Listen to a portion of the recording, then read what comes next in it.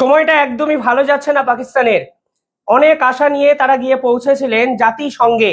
আবদার কি করেছিলেন? একটি গোপন বৈঠক করতে হবে, ক্লোজ কনসালটেশন।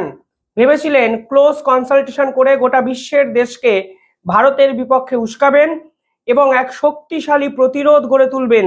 কারণ তারা বুঝতে পারছিলেন ভারত এক কড়া অ্যাকশনের প্রস্তুতি নিতে শুরু করে দিয়েছে।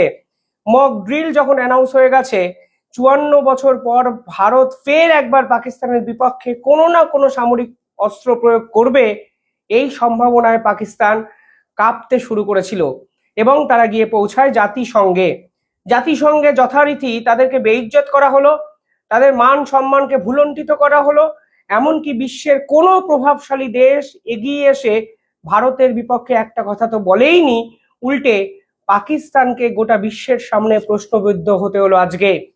তারা যাকে ভরসা করেছিল সেই চীন সরাসরি ভারতের বিপক্ষে কোনো কথা বলল না, ভারতের কোনো পদক্ষেপ নিয়ে সমালোচনা করলো না, এমনকি পাকিস্তানকেও ওপেনলি সাপোর্ট করার ক্ষমতা দেখালো না। কালকে ভারতবর্ষের প্রধানমন্ত্রী নরেন্দ্র মোদীকে ফোন করেছিলেন রাশিয়ার প্রেসিডেন্ট পুতিন, এবং এই পুতিন ফোন করে সরাসরি ভারতবর্ষে আসার আগ্রহ প্রকাশ করেন এবং ঠিক হয় পুতিন ভারত সফরে আসছেন। পাশাপাশি রাশিয়া এই মুহূর্তে ভারতবর্ষকে ফুল সাপোর্ট দেওয়ার ঘোষণা অফিসিয়ালি করে দিয়েছে। এতদিন শোনা গেছিল রাশিয়া ভারতের পাশে থাকবে, কিন্তু তারা অফিসিয়ালি ঘোষণা করে দিয়েছে তারা ভারতের পাশে থাকবে এবং যদি যুদ্ধ হয় তাহলে ফুল মিলিটারি সাপোর্ট তারা ভারতবর্ষকে দেবে। এই মুহূর্তে রাশিয়া কিন্তু নিজেও ইউক্রেন যুদ্ধে জর্জরিত। সেই প্রেক্ষাপটে দাঁড়িয়ে রাশিয়া ফুল সাপোর্ট করবে ভারতকে, তা নিঃসন্দেহে পাকিস্তানের রাতের ঘুম উড়ানোর জন্য যথেষ্ট। গোটা বিশ্ব যখন পাকিস্তান থেকে দূরে সরে যাচ্ছে, তখনই ভারতবর্ষ আরো এক ধামাকা দিল আজকে। ভারতবর্ষ বুঝতে পারলো এই মুহূর্তে পাকিস্তানকে সাপোর্ট করার মতো কেউ নেই। এমনকি কোনো দেশ প্রকাশ্যে এসে পাকিস্তানকে শিল্ড করছে না। তুরস্ক হয়তো কিছু অস্ত্র শস্ত্র পাঠাচ্ছে, কিন্তু আন্তর্জাতিক স্তরে কার্যত এক ঘরে হয়ে গেছে পাকিস্তান। একাধিক এয়ারলাইন্স কোম্পানি পাকিস্তানের আকাশ পথ বয়কট করছে, ইকোনমিক্যাল ক্রাইসিস দেখা যাচ্ছে। এর পাশাপাশি আজকে পাকিস্তান আরো একটি ছবি প্রকাশ করেছে। তারা দাবি করেছে চেনাব নদীর জল যখন ভারতবর্ষ বন্ধ করে দিয়েছে, তারপরে পাকিস্তানের অবস্থা অত্যন্ত খারাপ জায়গায় চলে গেছে। নদী পেরোচ্ছে মানুষ পায়ে হেঁটে। এমনকি পাকিস্তান সরকারের বিপক্ষে বিদ্রোহ শুরু হয়েছে, বিক্ষোভ শুরু হয়েছে। কিসের জন্য চেনাব নদীতে জল নেই, এই প্রশ্ন সরাসরি তুলে সরকার বিরোধী আন্দোলন শুরু হয়ে গেছে। পাকিস্তান সরকার বাধ্য হয়ে প্রেস রিলিজ করেছে এবং জনসাধারণকে অনুরোধ করেছে দয়া করে কেউ খালি পায়ে চেনাব নদী পেরোতে যাবেন না, কারণ ভারতবর্ষের কাছে লক গেটের চাবিটা আছে। কখন খুলে দেবে তারপরে বন্যাতে একদম ধুয়ে মুছে সাফ হয়ে যাবে পাকিস্তান। পুরো ঘটনা কি, ভিডিওটি শেষ অবধি দেখলে আপনারা জানতে পারবেন। যখন পুতিন প্রধানমন্ত্রী নরেন্দ্র মোদীকে ফোন করেন, তখনই ভারতবর্ষ একটু সিকিওর হয়ে যায়। এবার পাকিস্তানকে একদম নির্মূল করার পদক্ষেপগুলো নিতে হবে।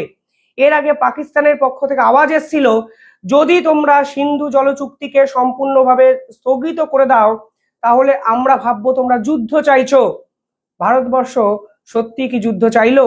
প্রশ্ন উঠবে, কারণ আজকে চেনাব নদীর উপরে দুটো যে বাঁধ আছে, সালাম বাঁধ এবং বাগলিহার বাঁধ, এই দুটো বাঁধের স্লুইস গেটকে বন্ধ করে দিল ভারত, যা নিঃসন্দেহে বড় ধাক্কা পাকিস্তানের। তারপরেই পাকিস্তানের কান্না শুরু হলো। তারা একটি প্রেস কনফারেন্স করলেন, নোটিশ জারি করলেন এবং তারা স্বীকার করলেন যদি এই মুহূর্তে জলের স্রোত স্বাভাবিক হয়, তা সত্ত্বেও 21% জলের ক্ষতি, মানে জলের খরা দেখা যাবে পাকিস্তানে।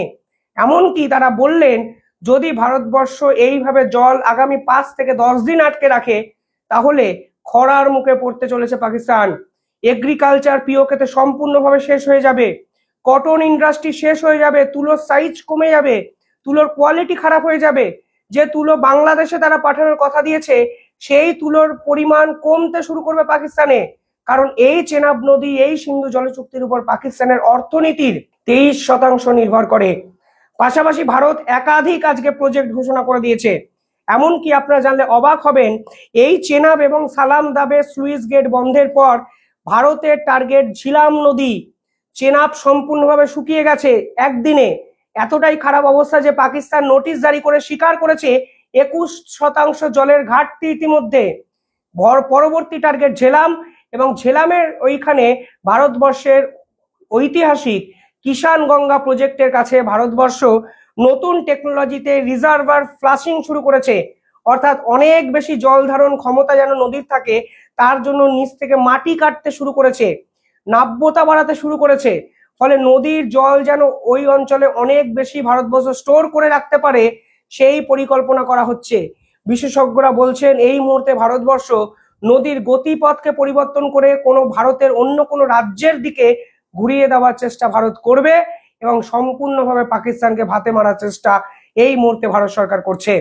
পাশাপাশি আরো ধামাকা এখানে ভারতবর্ষের পক্ষ থেকে দেওয়া হয়েছে, কারণ আজকে এই সিন্ধু জল চুক্তিকে কার্যত অগ্রাহ্য করে 4টে নতুন হাইড্রো ইলেকট্রিক প্রজেক্ট ভারতবর্ষ করবে এই নদীর উপর, তার ঘোষণা হয়ে গেছে, যা পাকিস্তানের কাছে সব আশা সম্পূর্ণভাবে শেষ করে দেয়।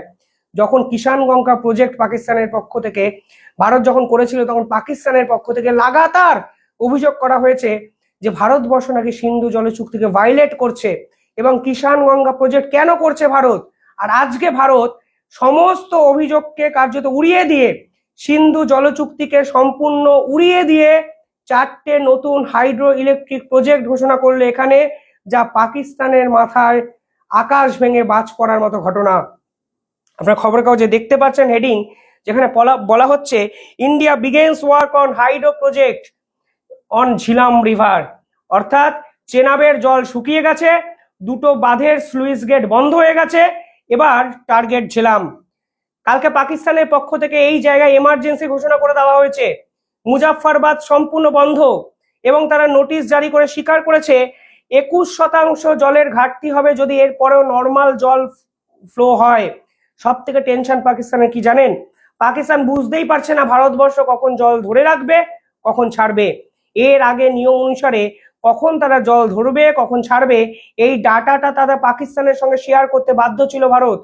কিন্তু আজকের পরিবর্তিত পরিস্থিতি অনুযায়ী ভারত নিজের ইচ্ছায় জল আটকালো, জল কখন ছাড়বে সেই আতঙ্কেই ওই পারের মানুষ রাতে ঘুমাতে পারছেন না, এবং তারা সরাসরি পাকিস্তানকে দায়ী করছেন, সরকারকে দায়ী করছেন, সন্ত্রাসবাদী সরকারের দিকে আঙুল তুলছেন। মাত্র 3 দিনে এই অবস্থা, আর এনারা এলওসি অঞ্চলে ব্যালিস্টিক মিসাইল টেস্টিং করছেন এবং জাতিসংঘে বিশ্বের সমস্ত দেশের কাছে ঝাড় খাচ্ছেন। কি বুদ্ধি আমি সত্যি জানি না। পাশাপাশি এই অঞ্চলে পার্টিকুলারলি রিজার্ভার ফ্লাশিং এর পাশাপাশি ভারতবর্ষ কি চাইছে জানেন? ভারতবর্ষ চাইছে এই যে চেনাব নদীর উপর দুটো বড় স্লুইস গেট আছে, একটির নাম হলো সালাম দামের গেট, একটি বগলিহার গেট, এর মাঝখানে 4টে ছোট ছোট বাঁধ আছে। এই 4টে ছোট ছোট বাঁধকেও সম্পূর্ণভাবে বন্ধ করতে চাইছে ভারত। অর্থাৎ প্রথম থেকে যদি আমি বলি, রাটেল বাঁধ, দ্বিতীয়ত এর পরেই আছে পাকালদাম, তৃতীয়ত আছে কুয়ারদাম, এবং 4 নম্বর কিরুদাম। এই দুটো গেটের মাঝখানে এই 4টে ছোট ছোট বাঁধকেও সম্পূর্ণভাবে বন্ধ করে দিচ্ছে ভারত, যার ফলে জলের ঘাটতি 21% নয়, সম্ভবত 80 থেকে 90% গিয়ে পৌঁছাবে মাত্র 3 দিনে। অর্থাৎ নিঃসন্দেহে ভারতের বড় অ্যাকশন। পাকিস্তানের কাছে বলার মতো কিছুই নেই, কারণ পাকিস্তান তো যুদ্ধ চায়, তার জন্য এলওসিতে তারা ব্যালিস্টিক মিসাইল টেস্টিং করেছে এবং জাতিসংঘে সমস্ত দেশের কাছে গিয়ে পায়ে ধরেছে, দয়া করে আমাদেরকে বাঁচান, আমাদের বিপক্ষে কোনো অ্যাকশন নেবেন না। আর ভারতবর্ষ তো অ্যাকশনের পর অ্যাকশন নিয়েই যাচ্ছে। ওনারা বলছেন আমাদের দিকে 130টা পারমাণবিক ওয়্যার হেডসকে তাক করে রেখে দিয়েছেন। আর জাতিসংঘে প্রশ্ন উঠছে, আপনারা কেন পারমাণবিক শক্তিকে প্রয়োগ করার হুমকি হুঁশিয়ারি দিচ্ছেন? কথা বলুন, সন্ত্রাসবাদকে স্বীকার করুন, লস্করি তৈবা আপনাদের দলের লোক, আপনাদের দেশের লোক, আপনারা স্বীকার করুন। ভারত প্রমাণ করে দিয়েছে এর পিছনে আইএসআই আছে, ভারত প্রমাণ করে দিয়েছে এর পিছনে আসিম মুনির আছে, ভারত প্রমাণ করে দিয়েছে যারা ভারতের ঢুকে হত্যা লীলা চালিয়েছে তিনি পাকিস্তানের প্যারামিলিটারি কমান্ডার ছিলেন। এরপরেও পাকিস্তান আন্তর্জাতিক স্তরে বলছে প্রমাণ নেই, আমরা নিউট্রাল ইনভেস্টিগেশন চাই। এতটা নির্লজ্জ একটা রাষ্ট্র কি হতে পারে? সহজভাবে ভাবুন, 1947 সালে একই দিনে দুটো রাষ্ট্র স্বাধীন হয় প্রায়। আজকের দিনে দাঁড়িয়ে দুটি দেশের অর্থনৈতিক কাঠামো, সামরিক শক্তি, জিডিপি সমস্ত কিছু তুলনামূলকভাবে আপনারা যদি আলোচনা করেন তাহলে বুঝতে পারবেন শুধুমাত্র সন্ত্রাসবাদকে জড়িয়ে ধরে একটা রাষ্ট্র গোটা পৃথিবীর কাছে আজকে চক্ষুশূল হয়ে গেছে। আন্তর্জাতিক স্তরে তাদের হয়ে কথা বলার আজকে একটা দেশও নেই, সামনে এসে কেউ বলতেও পারলেন না। আর নরেন্দ্র মোদী বুঝে গেছেন, আমাকে গ্রিন সিগন্যাল সবাই দিয়েছেন। পুতিন ওপেনলি বলছেন আমরা ভারতের সাথে, ইউকে, ফ্রান্স, আমেরিকা সকলে ভারতের সাপোর্ট করছেন। এরপরে এই অ্যাকশন নেওয়াই যায়। যুদ্ধ ঘোষণা হলে পাকিস্তানের বিপক্ষে লড়বে এই পৃথিবীর 50টা দেশ। ক্ষমতা আছে পাকিস্তানের? প্রশ্ন কিন্তু থেকেই যায়। কমেন্টে জানাবেন আপনারা কি ভাবছেন। ধন্যবাদ।